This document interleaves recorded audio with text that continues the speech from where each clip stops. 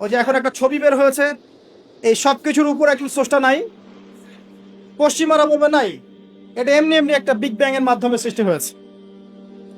অথচ আল্লাহ পাক বলছেন, শোনেন, আল্লাহ পাক বলছেন এগুলো সবকিছুই প্রথম আকাশের অন্তর্ভুক্ত।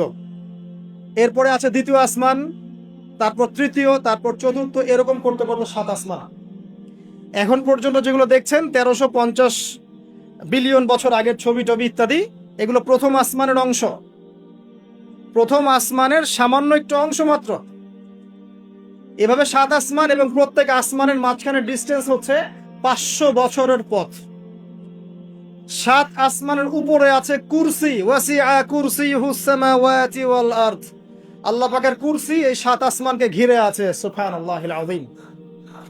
এর উপরে আছে মহাসাগর, একটা সাগর। এগুলো বিশ্বাস করবেন এখন বললে? কালকে নাসা গবেষণা করে বের করলে বিশ্বাস করবে। কথা বুঝতে পারছেন না? এগুলো মোটেই বিশ্বাস করবে না মানুষ এখন। কিন্তু কাল যদি বলে যে অমুক একটা উপগ্রহ পাঠিয়েছিলাম, সে ছবি তুলে পাঠিয়েছে, মহাসাগর আছে, হ্যাঁ, তখন বিশ্বাস করবে, হ্যাঁ আছে। প্রাণের অস্তিত্ব খুঁজে বেড়াচ্ছে মহাকাশে। আল্লাহ পাক আগেই বলেছেন অসংখ্য প্রাণ আছে মহাবিশ্বে, কিন্তু কোরআন বিশ্বাস করবে না। এভাবে ঘুরতে ঘুরতে যখন জান্নাতের দেখা পাবে, পাবে না, যদি পায় আর কি, তখন মানুষকে বলবে একটা গ্রহের সন্ধান পেয়েছি, গ্রহের মধ্যে হুর পড়ি আছে, যাদের ওড়না দিয়ে এমন সুগন্ধ বের হয়, যার ওড়নার কোনা যদি পৃথিবীতে নামিয়ে দেওয়া হতো, তাহলে সারা পৃথিবী সুগন্ধে ভরে যেত। তখন মানুষ বিশ্বাস করবে, হ্যাঁ আছে। যদি ওরা বলে জাহান্নাম বলতে কিছু আছে, যেখানে আযাব দেওয়া হয়, শাস্তি দেওয়া হয়, 19 জন বড় বড় ফেরেশতা আছেন, তখন এই বিশ্ববাসী বিশ্বাস করবে, হ্যাঁ আছে। আর ওরা যখন কিছু বিশ্বাস করে, তখন সারা বিশ্বকে বিশ্বাস করাতে বাধ্য করে। ওরা বলছে করোনা করোনা, তখন সবাই বলছে হ্যাঁ করোনা করোনা। ওরা বলছে অমিক্রন অমিক্রন, এখন সবাই বলছে অমিক্রন অমিক্রন। তারপরে এগুলো বন্ধ, এবার রাশিয়া ইউক্রেন, রাশিয়া ইউক্রেন, এবার রাশিয়া ইউক্রেন, রাশিয়া ইউক্রেন। করোনার কথা মানুষ কিন্তু কিছুদিন আগে ভুলে গিয়েছিল। মাঝে মাঝে আমার মনে করায় দেয়, আজকে এতজন মৃত্যুবরণ করেছে, আজকে এতজন আক্রান্ত, যেটা আপনি ভুলে না যান। পুরা মাইন্ড প্রোগ্রামিং, আপনার মাথা আমার মাথা প্রোগ্রামিং। তার কিছুদিন আগে ক্ষেপণাস্ত্র ক্ষেপণাস্ত্র, উত্তর কোরিয়া ক্ষেপণাস্ত্র দিচ্ছে, ক্ষেপণাস্ত্র ক্ষেপণাস্ত্র, মানে এক এক সময় এক একটা দিয়ে মানুষকে ব্যস্ত রাখা। এখন ব্যস্ত রাখছে এই যে 1350 বিলিয়ন বছর আগের ছবি, ব্যস্ত থাকো এখন, এটা নিয়ে নাচো আর গাও, কয়েক মাস যাক, এই ফাঁকে তারা কিছু কাজ করবে। মানে আমি আমার এই ছোট ভাইকে বললাম আজকে আসতে আসতে, বিষয়টা এরকম, আমাদের বাসায় ছোট বাচ্চা আছে না, অনেক সময় ছোট বাচ্চারা অনেক জ্বালায় না, জ্বালায়, খুব জ্বালায়, মানে ঘ্যান ঘ্যান প্যান প্যান শুরু করে। তখন আমরা কি করি, বাধ্য হয়ে অনেক সময় দেখা যায় বাবা স্মার্টফোনটা নে, এই কার্টুনটা দেখ। আচ্ছা ঠিক আছে, আচ্ছা কার্টুন দেখতে বসে গেল, ও 1 ঘন্টা কার্টুন দেখছে।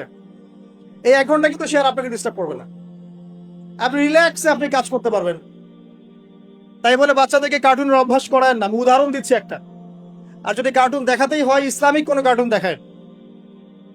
তো ওয়ার্ল্ড যারা নিয়ন্ত্রণ করে, তারা বিশ্ববাসীর সাথে ওরকম গেম খেলছে, এরকম কিছু প্রযুক্তি, এরকম কিছু মানে প্রলোভন বা আপগ্রেডেড কোনো ফিচার, এন্টারটেইনমেন্ট আপনার সামনে দিয়ে দিয়েছে, এগুলো নিয়ে আমরা ব্যস্ত।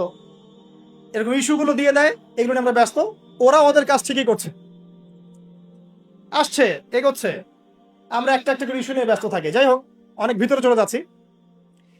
তো যেটা বলছিলাম, যে এই সাতটা আসমানের উপরে আছে কুরসি, তার উপরে মহাসাগর, তার উপরে আছে আরশে আজিম। যে আরশে আজিমের 8টা খুঁটি আছে, কয়টা খুঁটি?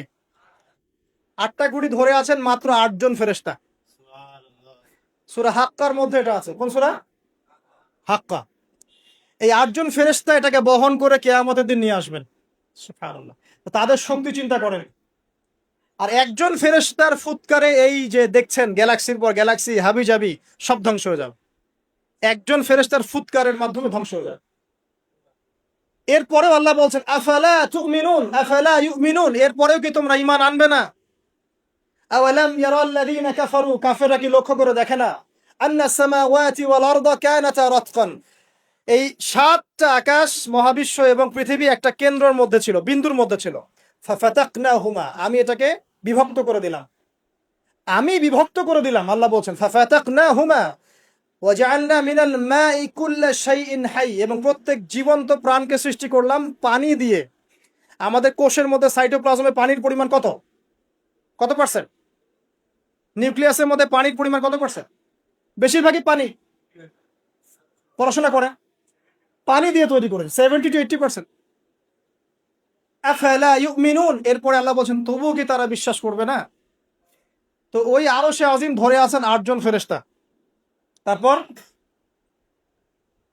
আরশে আজিমের উপরে আল্লাহ রাব্বুল আলামিন। তো আল্লাহ রাব্বুল আলামিন এই যে প্রথম মহাবিশ্ব দেখছেন, এর ঊর্ধ্বে অবস্থান করছেন, তার মানে এখানে যে সময় চলছে, অতীত, এখানকার ভবিষ্যৎ, এখানকার বর্তমান, আল্লাহ পাক এই 3 কালের ঊর্ধ্বে অবস্থান করছে। আল্লাহ পাক যখন বলছেন যে আবুল আহাব জাহান্নামে যাবে, আল্লাহ পাক দেখে দেখে বলছেন, এই যে ভবিষ্যৎটা আল্লাহ পাক দেখছেন, আবুল আহাব এখানে আছে এখন, ইন ফিউচার এখানে যাবে, এখানে গিয়ে সে জাহান্নামে যাবে। আল্লাহ চোখের সামনে সব। আমাদের কাছে মনে হচ্ছে অতীত, বর্তমান, ভবিষ্যৎ, আল্লাহর সামনে এগুলো কিছুই নাই।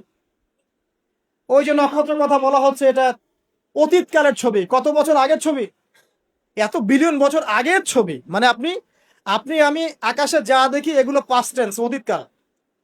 এটা সূর্য আপনি দেখছেন এখন, এটা 8 মিনিট 20 সেকেন্ড আগের সূর্য, ওদের থিওরি মতে আর কি। আলো আসতে যে সময়টুকু লাগে, এই সময়টুকু চলে যাচ্ছে আপনার। আলো আসতে কতটুকু সময় লাগে পৃথিবীতে? 8 মিনিট 19 সেকেন্ডের মতো। তার মানে আপনি যে সূর্যটা দেখছেন, এটা আসলে 8 মিনিট 19 সেকেন্ড আগের সূর্য। তার মানে আমরা যা দেখছি আকাশে সব পাস্ট টেন্স, অতীতকাল। তাহলে যদি সূর্য থেকে পৃথিবীকে দেখা যায়, তাহলে ওরা পৃথিবীর অতীতকাল দেখবে। কথা কি বুঝতে পারছেন? আল্লাহ পাক এগুলো সবের ঊর্ধ্বে।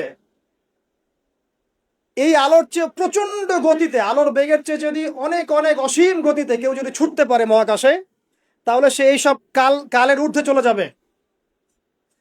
স্টিফেন হকিংসেরও তো সূত্র আছে এরকম। এটাই নবী সাল্লাল্লাহু আলাইহি ওয়াসাল্লামের মেরাজের সাথে মিলে যায়।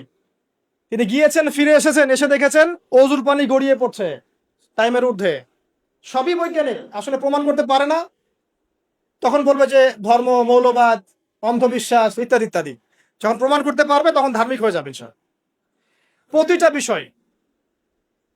তো এটা নিয়ে আরো ডিপ কথা আছে, আজকে ওইদিকে আমি যাচ্ছি না, শুধু এতটুকু বলছি আল্লাহ পাক এই সবকিছুর ঊর্ধ্বে।